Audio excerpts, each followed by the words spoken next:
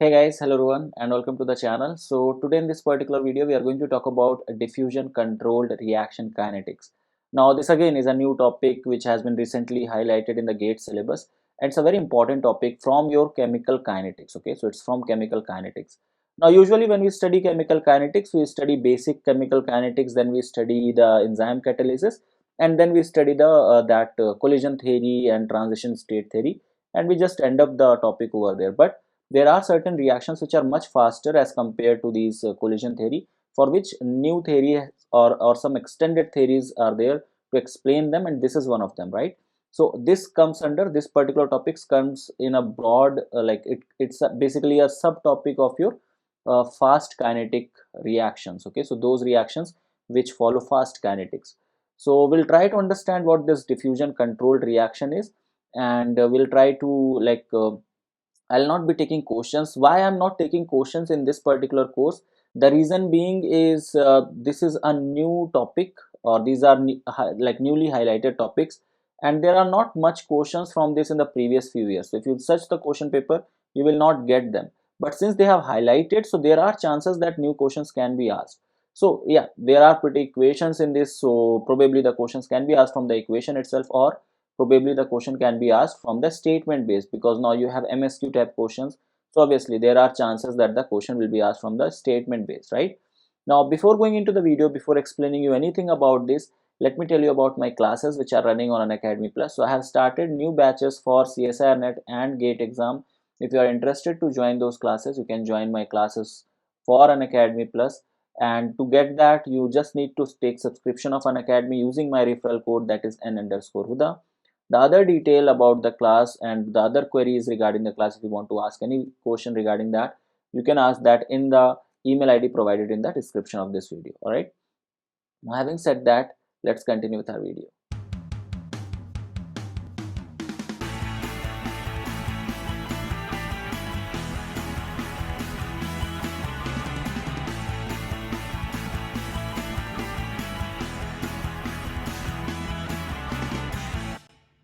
Alright, so to understand diffusion controlled kinetics, it's very important to understand about diffusion, okay, that what diffusion actually is. Now here I have just given you a diagram, you can simply see it. Here you just have your solvent molecules, that's all. You just have solvent, this whole blue color is showing you the solvent over here. Now you have added some solute molecules in that. Now due to this diffusion, what will happen, that this solute molecules are going to spread all over the solvent. Okay, so diffusion is nothing but the movement of solute molecules inside the solvent. Okay, now there is a lot of theory, there is a lot of like derivation and equations related to diffusion. You need to understand what diffusion is, what diffusion coefficient is, what is Fick's law, and all these things. Okay, so that are the different aspects, and I don't think those are included in the syllabus, and those are required to understand. Okay, those are like more of the physics topic regarding the solution itself. So how solute molecule interact, how they move, and all these things are contained in that particular part. So we'll escape from that part, we'll stick to the topic, and we'll just try to understand that what is diffusion controlled reaction. So I think by now you understood what diffusion is. Diffusion is a simple process in which if you put a solute inside a solvent, the solute molecule is simply it usually spread out in the solvent. You can get a simple example of that. If you put a ink inside water, like glass of water, you just drop a single drop of ink, after some time the whole water becomes colored. That's because that ink diffuses all over that, right? Now how this particular process is going to help you, or to talk about the reaction basically. So see, whatever we have studied till now in the kinetics, we have studied about a reaction which is in the gaseous phase. We have studied that if you take reactant A and if you take reactant B, they collide with each other and they give you a like intermediate AB, and this is the intermediate or the transition state, and that gives you product. So this is what we have studied in the transition state theory or in the collision theory, that collision of two molecules gives you product. Now in the solvent it is not that simple. Okay, so when you are in a when the reacting species is in the solution phase, that means you have solute molecules which are actually going to react to form product inside the solvent. So the solute molecules are not free to move as a gaseous molecule is, right? So a solute molecule is always surrounded by the solvent molecules all over it, and it restricts its movement. Okay, now how it is going to move and how much it can move or how less it can move, that depends upon its diffusion coefficient, or it depends upon its diffusion factor, right? So that is a different thing, but let me show you that how does it actually looks like. So let's say this is some charged species A plus, and this is some charged species B minus. They have to react. Let's say our reaction is same, that is A and B are reacting to give, let's say, AB complex, and then it is getting forming the product. So the reaction is same, but now everything is happening inside a solution, right? So now everything is happening inside a solution. Now since A is having a positive charge, so obviously the solvent over here, I have taken it as water molecule, so the water molecule are going to surround it, right? The negative part of that solvent is going to attract towards the positive charge, and it's just going to surround it, forming a bigger cluster of that, or due to the solvation and all, you understand that part, right? And same in the same way, if you have that B minus, again the solvent is going to surround that, right? Solute particle is not it's not individual, or it's not alone, it's not free to move, it is actually inside the cage of the solvent, right? So that's what it is. Now they have to move closer to each other in order to react. So when this reaction is going to happen, the reaction is only possible if they come closer and they form something like this. If they come closer and they collide, right? That's what the collision theory tells us, and that's what is seen in the reaction in the solvent phase, in the solution phase as well. So they have to collide. Now let's say they are coming closer, and once it happened that they came closer and closer, and then they came very close to react. Okay, now they are very much closer to each other, and they can collide and they can form the product. Now here also, due to this cage, due to the cage of your solvent molecules, what will happen, that these two solute molecules have more probability to collide. It's not like that they can come closer and then they can again move away. Okay, there is much possibility that they will collide much more as compared to gaseous molecule. A gaseous molecule may come closer, it may again go back, it cannot or it may happen that they don't collide and they just go away. But here, due to this cage of this solvent molecule, it is much more restricted to collide, because now the solvent is forming a cage around it, and it's just restricting the movement of that AB. So this AB, now they have come closer, and now they will stay inside that cage, and they will keep on colliding unless and until the product is formed. So this is what happens in a solution phase reaction. Okay, so on which factor does this particular product formation depends?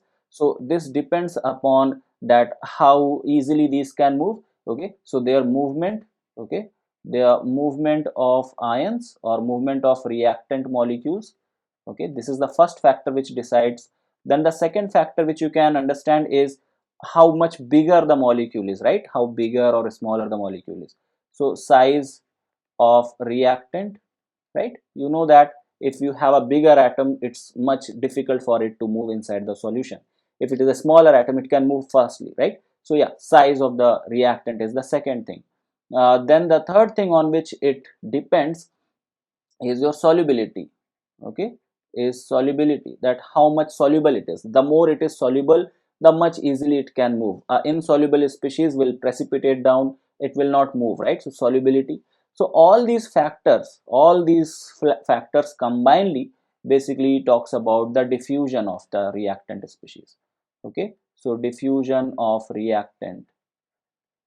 So basically what does it means? It means that the effect that they are going to come closer, these A and B or the reacting species are going to come closer and they are going to form the product, depends very much on the diffusion of the reactant, and this diffusion controls the kinetics of the reaction. Okay, that's why we call it as diffusion controlled kinetics. So the kinetics, that means the rate of the reaction, how fast or how slow it will be, that depends upon the diffusion of the molecule, and that's why it is called as diffusion controlled reaction. Now mind one thing, that these reactions, the rate of formation of product will be much faster as compared to the rate of formation of product in the gaseous molecule. That's just because these molecules are inside this particular cage of solvent molecule, and there are a lot of probability that they will collide. Okay, there is a lot of chances that they are going to collide, and that's why there are a lot of chances that they can form the product, right? So this is the part which you have to understand, that what actually is happening inside the solution. Now once you have understood this all, now the next part which is all about your derivation of the equation. All right, So let's look upon that as well. Alright, so to understand this diffusion controlled kinetics, let's consider two reacting molecules, a binary or a bimolecular reaction, in which I have taken molecule A reacting with molecule B. So this is going to be a two-step process. So in the first step, these are going to collide and they are going to form an activated complex, or you can say a species in which A and B molecules are closer to each other. Just now we have seen in the diagram that how does it looks like. Then that particular species, when A and B are much closer to each other, they are going to form the product. Now here you can see there are certain letters which are written. Now this Kd over here explains, or this talks about the diffusion constant, rate constant for the diffusion. Okay, so Kd is basically a rate constant, or you can say diffusion rate constant. Okay, a diffusion rate constant. So diffusion rate constant, that means ki the reaction of A and B, or how much easily they will come closer and form AB, that depends upon the diffusion. Okay, so that's why it is given by this Kd factor.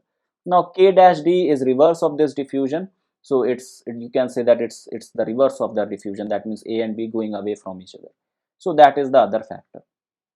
Ka over here is the activation factor, okay, or Ka is called as your activation rate constant. So activation rate constant, why it is given? That's because if A, B are coming closer to each other, in order to form the product, the basic idea or the basic rule is same only, that they have to overcome a certain energy level or certain energy barrier. That energy barrier is called as activation energy. So if A and B are coming closer, that itself is not going to form the product. They have to overcome a certain energy barrier, and that energy barrier is your activation energy barrier. So that's why the rate constant for this step is activation rate constant. So Ka is how we are denoting it, right? Now the rate of the overall reaction, or rate of formation of product, okay, so rate, here it is rate of formation of product. So rate of formation of product basically depends upon the final reaction or the final step. Now in order to tell you about the kinetics of this step, this is a slow step, and this is, sorry, the above step is a faster step, and this is a slower step. Okay, so slower step is always rate determining step, so you can write down RDS over here. This is the rate determining step, and that's the rate of formation of product depends upon the second reaction. Now what we are going to do is we are just going to apply. Now we know that this is the reaction, we have already written it in the side, we have just seen the reaction. Now we are just going to apply steady state approximation over this AB. Okay, why? Because this is a kind of intermediate over here, and that's why it's very short lived, so we can apply steady state approximation over there. So on applying steady state approximation, you can see that the rate of formation of this, that is given by the step Kd A into B, okay, going in this direction, right, in this particular direction. And then if you see, so it is also in this direction also, so that will be like Kd dash AB, and here also it is like Ka and AB. So simply I have just applied steady state approximation. I hope all of you know how to apply that. Now from here what we have done is we have calculated, or we have tried to find out an expression for the AB, okay, for AB, concentration of AB intermediate. So for that we have just tried to find out the expression for that. So on solving this, simply you can just take this common from here, divide this Ka plus Kd dash on the other side, and you got this Kd AB divided by Ka plus Kd dash, right? That's what we got.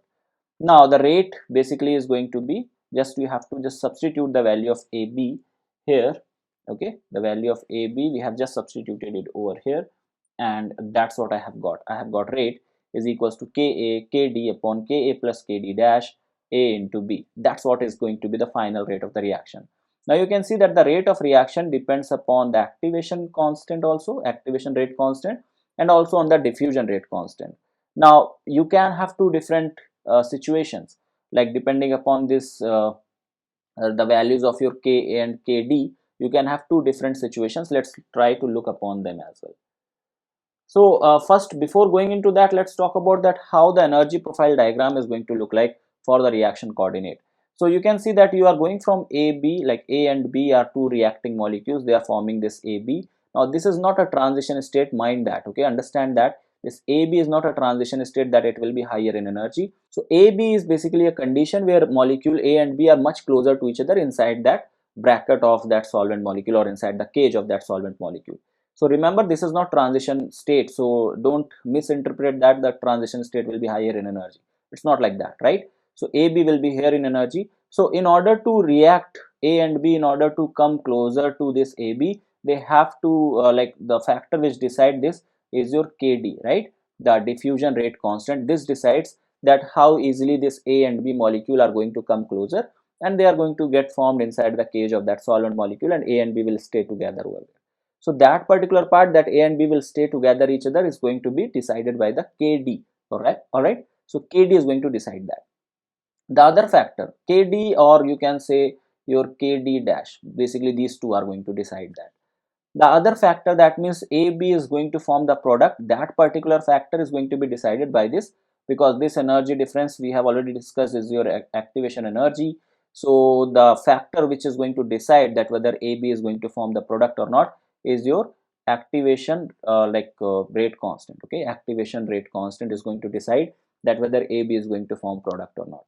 So now there are two conditions which can arise over here. The first condition is when your activation constant or activation rate constant is very much greater than your K dash D. Okay, so activation rate constant is very much greater. That means the product formation is very simple over here. If you look upon the reaction again, if you look upon the reaction once again, so if this Ka is very much high, what will happen? That AB will simply form the product very easily, right? AB will very simply form the product. So that's what is given over here in the diagram. So if Ka is very much greater than K dash D, what does that mean? It means that AB can very easily form the product, and this graph, which was earlier a height one, which was having certain height, has now decreased. The height of that has decreased, the activation energy has actually decreased. So AB can simply form the product here. Now the rate equation, I have simply written it once again. The equation I have just taken from the previous slide, Ka Kd upon Ka plus Kd dash. What I can do is I can just neglect this Kd dash and I can just put Ka over here. Why? Because Ka is very much greater than Kd dash. This is my condition number one. Okay, so what it is, this is just a condition, remember that. Okay, so I have just taken one of the condition here. Now in this case, in the denominator I will only have Ka, so Ka and Ka in the numerator will be cancelled out, and I will just have Kd here. So when you can now see here that rate is actually going to be Kd A into B, concentration of A into concentration of B. Now that means that rate is only dependent upon your diffusion rate constant, or diffusion constant over here. So rate constant of the diffusion step. So rate is actually only depending upon the rate constant for the diffusion step. That's why this reaction or this particular step is called as your diffusion controlled reaction. So this is the diffusion controlled reaction, where diffusion is controlling that how fast or how slow a reaction will be. So the condition for diffusion controlled reaction is that your rate constant for the activation step should be very much high. The activation energy for the final product formation should be very much less. All right, so this point you have to keep very clearly in your mind and just note it down somewhere, okay, because from here only they will try to ask questions, right? So diffusion controlled reaction will be only possible if your rate constant for the final product formation is very much high, and it's actually very much greater than the diffusion rate constant. Now this is the first condition. Okay, this was the first condition which we just came across. Now we can similarly have one more condition where the rate constant for the activation step or rate constant for the product formation, that rate constant is very small as compared to the diffusion step. So what will happen, that this energy gap is going to increase. Okay, this activation energy will actually be very much high over here. Why? Because this particular step was being controlled by Ka. Now if Ka is very small, so obviously the rate of formation of AB into product will be slowed down, very slow down. So that's why AB will not be able to form product very easily.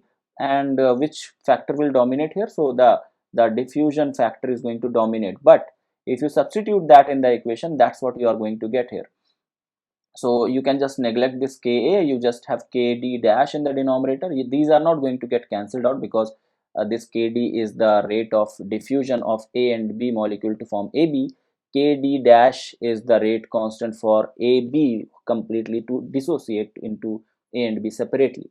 So yeah, these are two different things, so that's why it is. But you can see in this equation you have rate is equals to Ka, so rate depends upon your activation rate constant as well. So the step which is slower, obviously that is going to decide the rate of the reaction. So since now the step or the process of formation of product from AB is slower, so that's why the rate is also going to depend upon that, and this reaction is called as your activation controlled reaction. So we got two types of reactions. We got activation controlled reaction and diffusion controlled reaction in your solution kinetics, in the solution when the reaction is happening in the solution phase. So it's pretty simple to understand, right? You are just trying to understand that, okay, if you have your solvent molecules and you have your solute molecules have to react or have to collide to form the product. So how their collision is being controlled, whether it is being controlled by the diffusion of the reaction or it is controlled by the activation energy of the reaction. All right. So I hope this by now you have got a clear idea about the activation controlled reaction and diffusion controlled reaction. Now, one more thing which is left out is actually that what this diffusion constant is, or the diffusion rate constant has a value of.